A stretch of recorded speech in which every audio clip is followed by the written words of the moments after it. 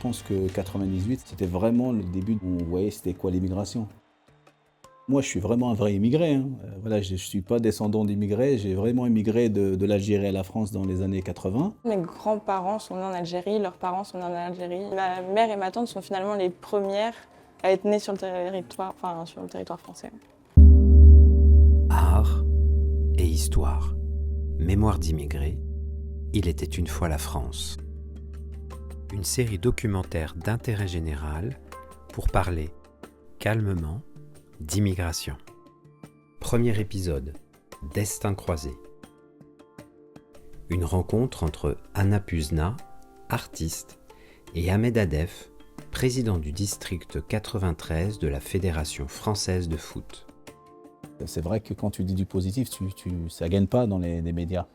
Alors d'avoir les visages comme ça de toutes les personnes depuis les années 20 jusqu'aux années 50, c'est important qu'il y ait leur visage.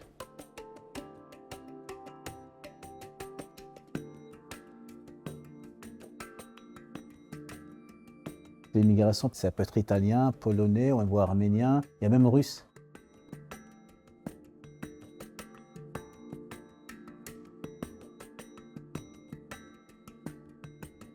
Quand on parle de l'immigration maintenant, on parle que de l'immigration d'Afrique. Alors que l'immigration, pour moi, ça vient de partout. Oui, en plus, c'est un mot qu'on utilise tout le temps et qu'on dénature et qu'on utilise et on ne pense plus aux personnes qu'il y a derrière. Et en fait, remettre des visages, ça permet de rendre visibles toutes ces personnes qui sont là, qui viennent, qui ont travaillé, qui ont vécu, qui ont créé et qui font partie de ce pays aussi aujourd'hui, quoi. Moi, je suis vraiment un vrai immigré, hein. Voilà, je ne suis pas descendant d'immigrés, j'ai vraiment immigré de l'Algérie à la France dans les années 80. Je pense que 98, c'était vraiment le début où on voyait c'était quoi l'immigration. Il y a l'immigration par rapport au football, on a gagné la Coupe du Monde avec ces jeunes joueurs de toute origine. Mais voilà, après, je pense qu'il y a l'immigration qu'on ne voit pas, l'immigration cachée. Ceux qu'on cache, ceux qui font les éboueurs, tout ce qui est femmes de ménage, ça, on n'en parle pas trop, on n'en parle jamais. En fait, mes grands-parents sont nés en Algérie, leurs parents sont nés en Algérie. Ouais. Eux, c'est les premiers. C'est des Algériens. Ouais. En fait, ma mère et ma tante sont finalement les premières à être nées sur le territoire français. Ça a été, moi, une grande découverte parce que quand j'étais petite, mes grands-parents parlaient énormément de l'Algérie. Puis on avait le couscous traditionnel, enfin on avait cette culture-là que du coup, moi je comprenais pas parce qu'on n'y allait jamais. Ils n'avaient pas de famille là-bas, etc. Donc avec ce qu'on apprend un tout petit peu à l'école, j'étais là, bon, ça veut dire que c'est des familles pieds noirs. Et j'ai laissé ça comme ça.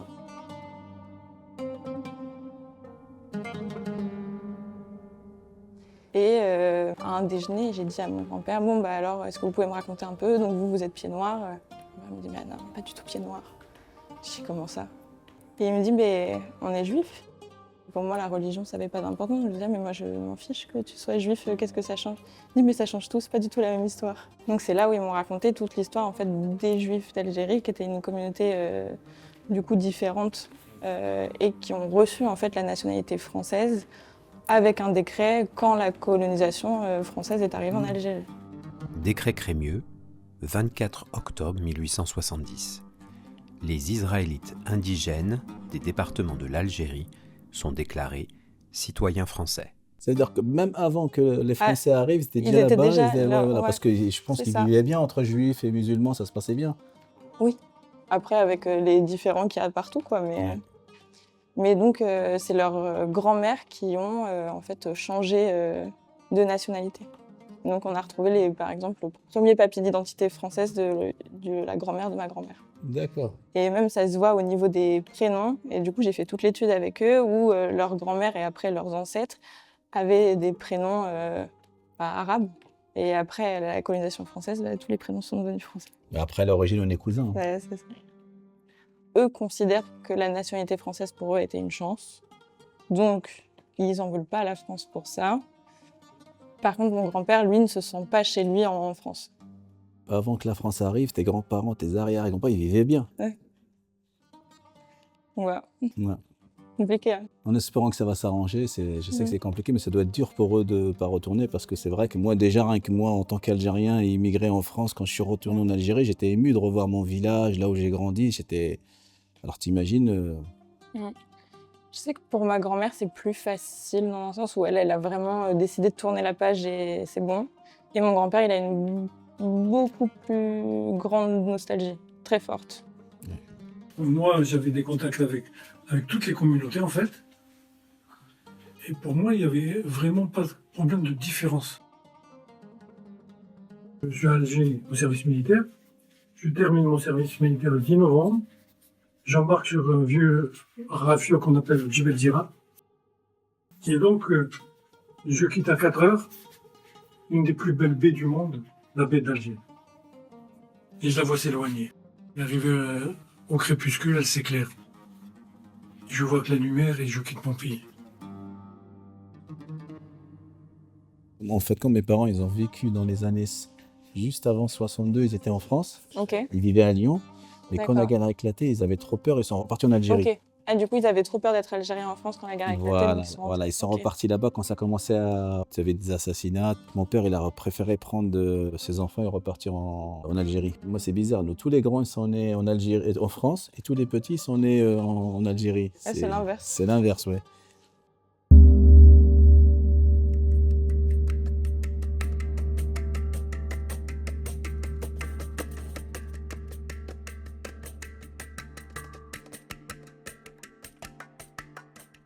Tu te dis, ah ouais, c'est quoi? C'est des, tu sais, l'ADN de qui? Ouais, juste essayer de comprendre un peu Oui. ton œuvre. Alors, du coup, c'est la cartographie qui s'anime. Donc là, ce qu'on entend, c'est mon grand-père qui parle et qui va commencer à raconter son départ d'Algérie vers la France. Donc lui, il finissait son service militaire à Alger et il a pris le bateau pour arriver en France et il a débarqué, du coup, à Port-Vendre pour la première fois en France, en décembre 62. Yes, ensemble, d'accord. Ce que j'ai voulu représenter, c'était leur parcours de vie en reprenant le principe de la cartographie. Donc, tous les cercles qui sont divers représentent les villes ou les lieux où ils ont vécu. Tout ce qui va être plutôt sous la forme de triangle, ça va être tout ce qui était plutôt événement.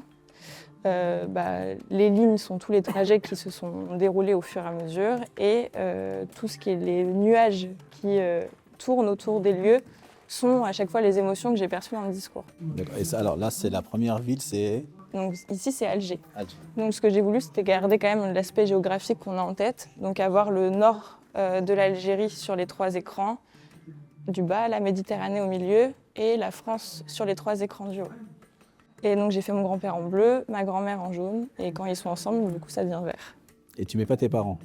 Non, j'ai fait que mes grands-parents. D'accord. Ma mère est née à Paris. Paris, d'accord. Et les deux après sont montés à Paris, en banlieue parisienne. Mais en fait, notre ville d'accueil, c'est le Colombe. C'est le lieu où j'ai été nommé. En tant qu'enseignant, instituteur à l'école rue de Besançon. Du coup, moi, j'ai choisi la rue de Besançon. Je ne connaissais pas la France. Et on m'avait donné une carte de la France avec un trait rouge qui partait de Belfort à Nantes. Il fallait que je demande au-dessus de cette ligne. Et pourquoi Colombe? Parce que je savais qu'il y avait du foot. À Colombe, il y a un stade de Colombe.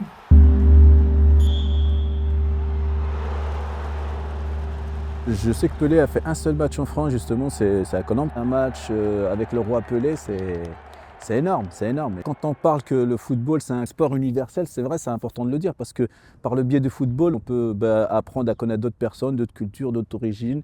Voilà, c'est tout milieu et ça permet aussi d'aider, parce que quand tu arrives à Colombe, tu connais personne en France, bon, tu sais jouer au football, tu connais le football, voilà, on va dire, c'est le lien qui, je pense, qu'il a beaucoup aidé à s'intégrer en France. C'est un vecteur de vie, c'est pas que du football, c'est plein de choses, c'est universel.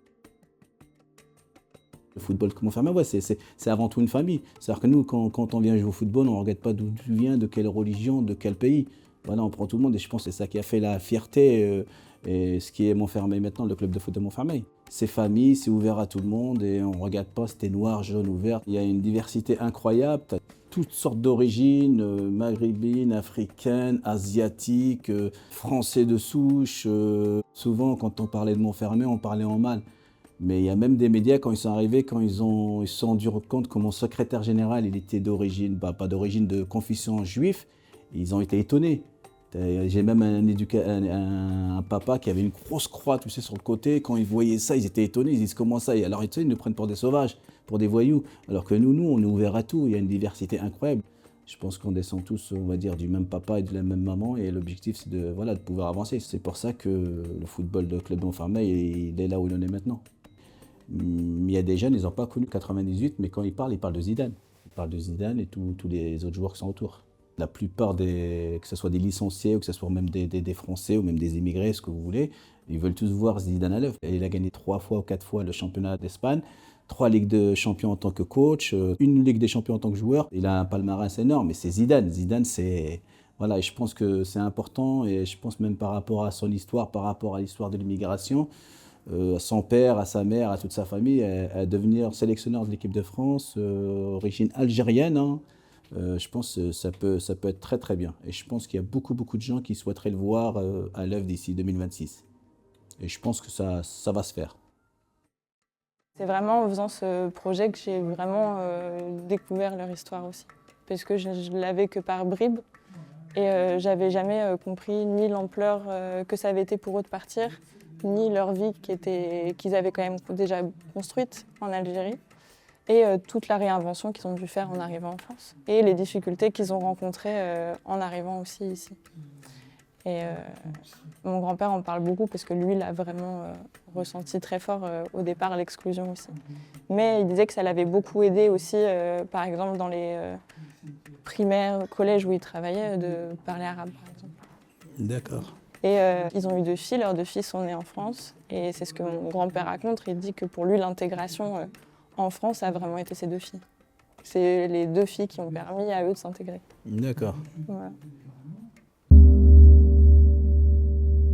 C'est important, je pense, l'histoire, parce qu'il y a beaucoup d'enfants qui ne connaissent pas leur histoire. C'est pour ça que je continue ce projet, parce que alors moi je sais que c'était très personnel, parce que j'avais besoin de retrouver ces histoires-là que je ne connaissais pas. Et donc c'est pour ça que je continue à le faire avec plein d'autres histoires et plein d'autres personnes.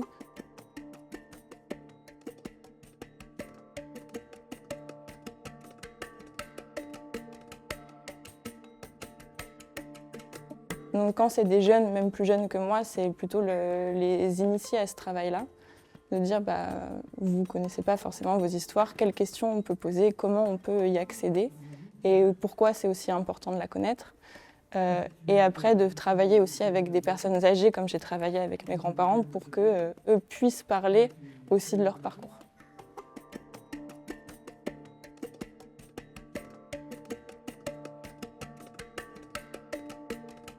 À bientôt pour notre 2e épisode, Regard croisé. Mieux comprendre notre rapport à l'immigration et aux immigrés, de l'histoire aux neurosciences. Une discussion inspirante avec Emmanuel Blanchard, historien et commissaire scientifique au Musée national de l'histoire de l'immigration, et Sama Karaki, docteur en neurosciences, avec son dernier ouvrage, L'empathie et politique, ou comment les normes sociales façonnent la biologie des sentiments. Remerciements chaleureux au Musée national de l'histoire de l'immigration du Palais de la Porte Dorée à Paris, des collections, des expositions et des événements absolument remarquables, des équipes formidables. Merci. Machine, papier, machine. Machine, papier, machine. Faut pas se leurrer, papier doré. Faut pas se leurrer, papier doré. Celui qui touche, papier, tu mouches. Celui qui touche, papier, tu mouches. Et moitié fou. C'est pas brillant.